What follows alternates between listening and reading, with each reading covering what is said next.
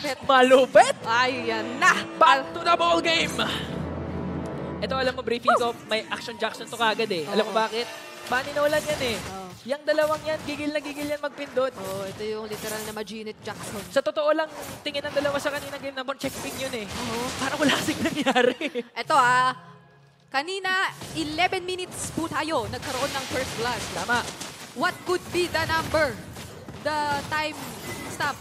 Comment nyo dyan. Kayo na ang Kayo na mag-decide. mag-decide at manghula. Dahil kami aabangan na lamang namin kung ano ang mga mangyayari para dito sa game number 2. Nagkakitaan. Nakakamiss ng Yue niya na eh. Yue. Yung Valentina ni Yue. Oo, totoo. Sobrang iconic ng mga plays na mga ginagawa niya. In this case, ang dami niyang pwedeng kunin. Yung penalty zone, kung ano mang kailangan ng Rora, pwede nila gawin yun. Ayan na. Pero may ticket ako yung first blood natin mapapaaga yata. Kaso nabuhay pa naman si Perks. Kaso pinag-aapas ng bato. Hinarang pa. At si Rene J ang makakakuha.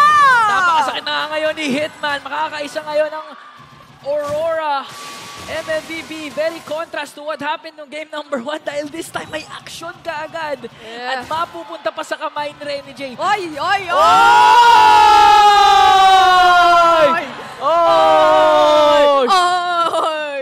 Ang sarap maging fan, bre. Oo eh.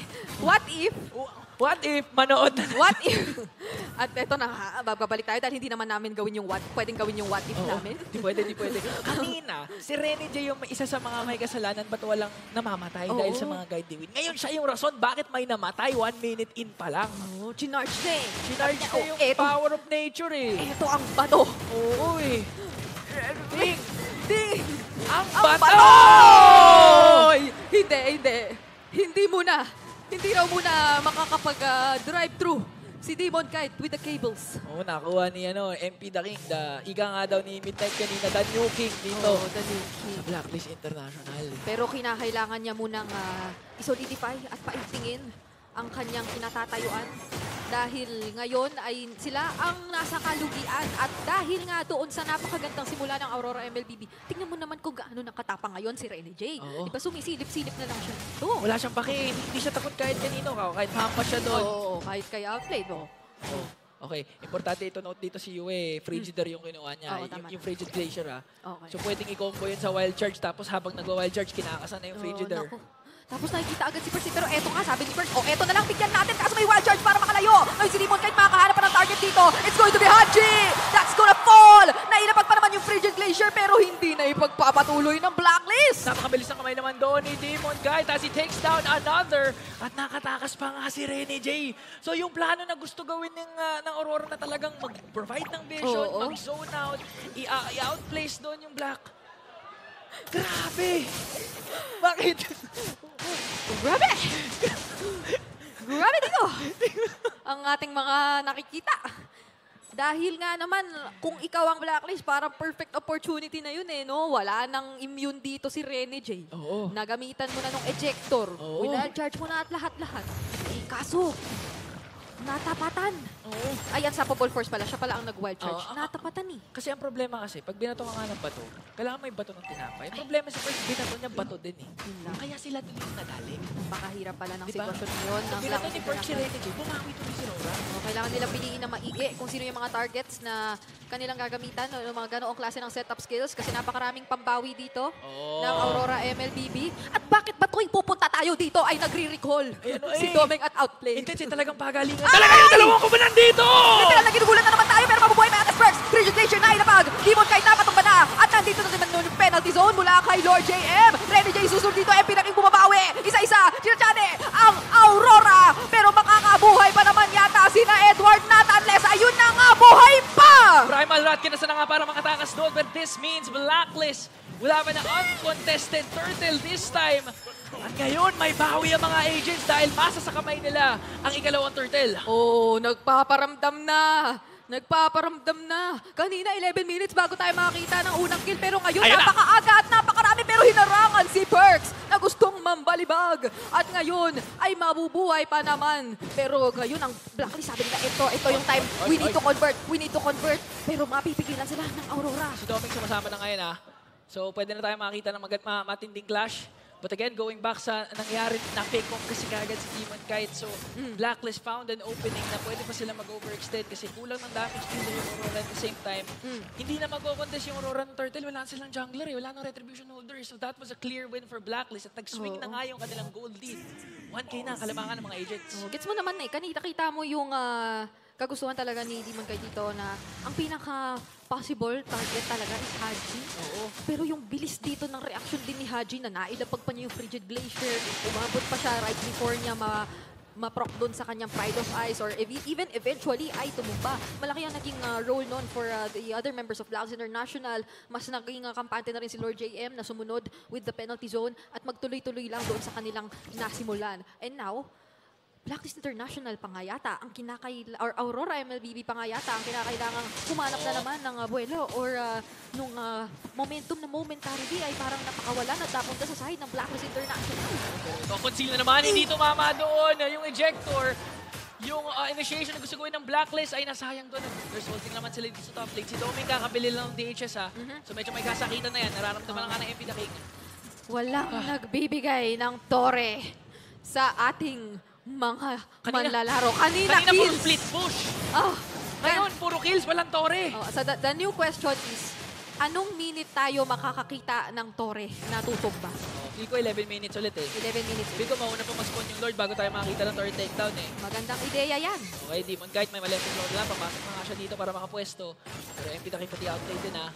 Okay, 5-on-5 to. Parating na rin dito si Lord JM. Okay. Paunahan mag-set to si UA punta na doon. Ayan na! Edward may pinalibag doon! Pero may magandang sagot yung kinopyang Frigid Glacier. Eto na rin naman ang original. Doming mapapatupan na rin dito si Perks at si Lord JM isinudot pa nga. MP the King may bawi kay Edward though, but the Turtle mapupunta pa din sa Aurora! 2-4-1 trade pero Aurora takes the Turtle and now wanting to extend the lead by taking down the turret dito sa taas. Outplayed mag-isa pero dyan naman si Haji. Meron ba siyang ulti dito na pwede Ay! Tinibihan! Hello! Sabi ni Rene J kasi I am the captain now. Ako na to eh. Hello sa'yo. Nagkakitaan. At yun ang bati natin ngayon. Ganun na ang batian. Grabe no. Isipin mo di ba nagsasapa si Haji dati kay Rene J sa Rome? Nagpapalit-palitan pa sila ngayon. Nagtatapat na sila ngayon. Ang dami natin nakikita tapatan ngayon. Most especially of course, again, yung kanina pa nating binabanggit na Haji and both Yue. Pero we're yet to see kung ano nga ba ang magiging outcome nitong buong laro na ito dahil mukhang si Perks ay maaabutan. Unstoppable force sabay flicker out. Wow! Okay, napatakbo yun ng robot. Napagamit din ng conceal. So another pang-initiate na wala din sa Blacklist. Kaya naman Rora wanting to get a turret this time. Ito na, may nag-split push si Lord JM ha. Ito na, may tore na makukuha. Finally!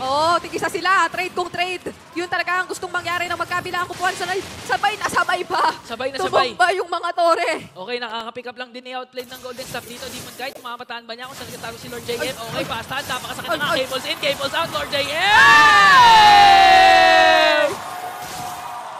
Gigil pumindot si Demon Kite from game number 1 at nakuha na niya ang kanyang gusto. Lord JM will fall down.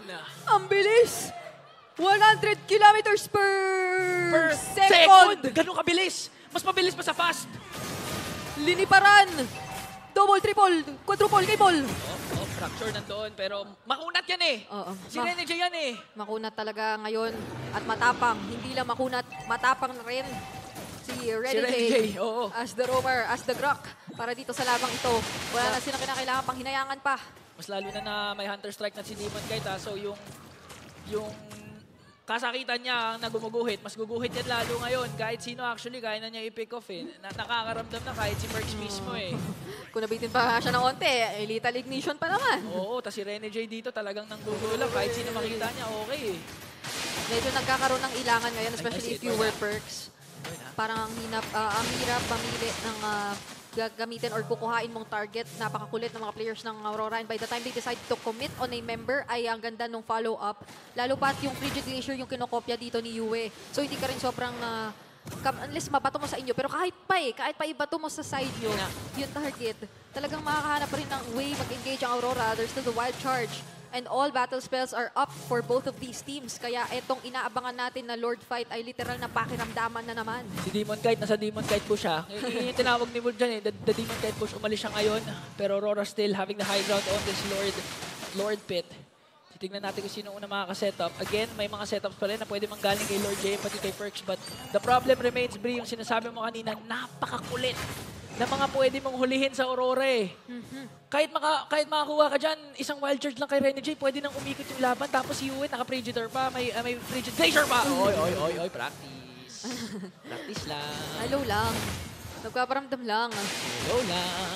And going back to that idea, kahit yata Domek! doon ay medyo may ilang kang i-commit basta-basta. Pero ngayon ay nagkakapok na ang dalawa nating kupunan. Perks pumasok na nga doon. Binuhat at pinato si Domek. Pero may Purify pa naman. Frigid Glacier nila pag na-FP the King falls down. At ngayon si Haji, Pride of Ice, na-i-commit. Nandun yung penalty zone to try and save everyone. Pero mukhang ito na nga yung hinihintay ng Blacklist International. May paunti-unti silang nagpapakitang bawi. Hindi kumonect na yung Spear of Destruction. Pero ngayon 2-4-3 trade. Lamang ang Aurora. Demon Kite pwede na bumalik anytime dito. But a beautiful play coming in from Outplayed. Sakto din naman na nakasan ni Haji yung Frigid Glacier bago pa siya mamatay doon. Kaya naman nakabag 2 kills pa dito si Outplayed. But this time, Aurora making sure na sa kanila mapupunta yung second turtle. Wow! Makakakontest pa kaya sila dito pero makakuha na nga ni Demon Kite doon. Hindi na naman natin napansin, Lord na. Ay, oo nga pala, Lord na pala. Lord na yan. 11 minutes kasi kaninang, ito pa lang yung moment na may kill. Oo, unang Lord pa lang kasi, oo. Ganoon. Iba na ang bilis magbago ng takbo ng buhay, no? Even sa serring ito, ang bilis nung nakikita nating shift. Kanina lang ay sobrang tahimik, madisiplinado. And in fact, hindi naman nawala yung disiplina dito sa labaw ito. Nakikita pa rin natin siya. Especially from Aurora, kahit nasabihin natin nasa kanila ang kalamangan, hindi sila nagpo-force lang na nagpo-force na paulit-ulit nung mga nakikita nating laban. Pero Demon Kite, grabe naman ang pwestuhan mo! Okay, may bagong push na naman dito si Demon Kite. Halos na pwedeng i-targetin, pero ang problema sama-sama yung Black, pati si Edward. Grabe! Naku po, binahaya na bawat bush. What is this formation? Bawat brush na makita nila, binabahayan nila, pero nakita na lang ngayon kung saan nagtago si Legend Zero. Ay! Nakita naman si Lord J! Sabi niya, ito na naman, bibigyan ko to! Gusto ko buhutan ng skills cutthroat at lahat na ng kable, binato! Lahat na ng kable kumonekta para lang patumbain doon si Lord JM. At sakto din naman dahil may Lord pa dito ang Aurora. At ngayon mapipitas nila yung middle lane turret. Habang Blacklist medyo nahihirapan dumipensa ngayon. Perk with the flicker in pero walang kumonekta. Nakapag-preach si Doming dahil makuha nila yung torre sa gitna. Hindi ka na makapwesto basta-basta. Kahit pa ikaw si Perks. Kahit pa ikaw si Lord JM. Nowhere is safe.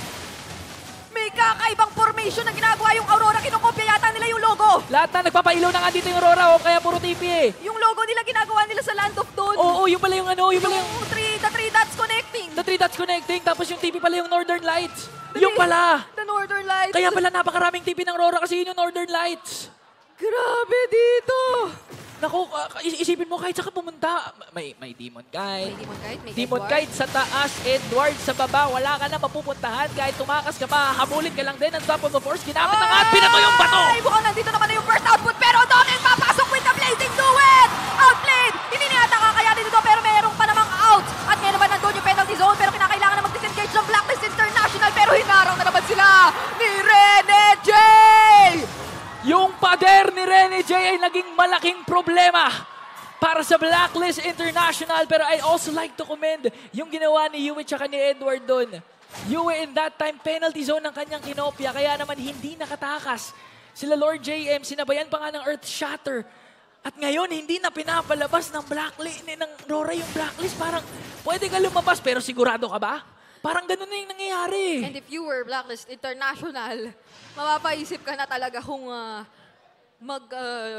pipiliin yung lumabas lahat-lahat dahil nga sa kanina pa natin nakikitang pinipiling panggalingan, pwestuhan ng Aurora MLBP throughout this entire match. And I would think na talagang nakakahanap dito ng way mag-penetrate doon sa formation na yon ang Blacklist International, even for Perks. So, sila yung nag-attempt na paulit-ulit do. Sila yung naghahanap as much as possible ng targets. At nakakita sila ng isa. That's going to be Doming. At mukhang wala muna siyang Purify. Mapapatumba na nga siya ngayon ni Haji. Frigid Glacier nandyan na rin. Mag-out na ba ang Blacklist International? Pero meron pang pabol na wild charge from Renegade. Lumilipad na rin si Demon Kite with a triple kill and a maniac! Lord JM na lamang ang natitira. Hahanapin ba nila doon yung Savage? Dahil may minions din naman sila sa gitna. wala. Rene J, the heel man nung game 1. Hitman ngayon dahil lahat tinamaan as they take down the tower sa middle lane. Hindi na kita papauwiin, Lord JM and Aurora MLBB. They will secure the sweep.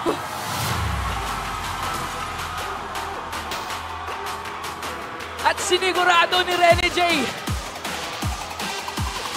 na hindi lang basta-basta ang Aurora, na kahit nagkatapat na kayo sa RG, ako yung biggest factor, and that factor was the main reason kung bakit nanalo ang Aurora sa bakbakan na ito kontra Blacklist.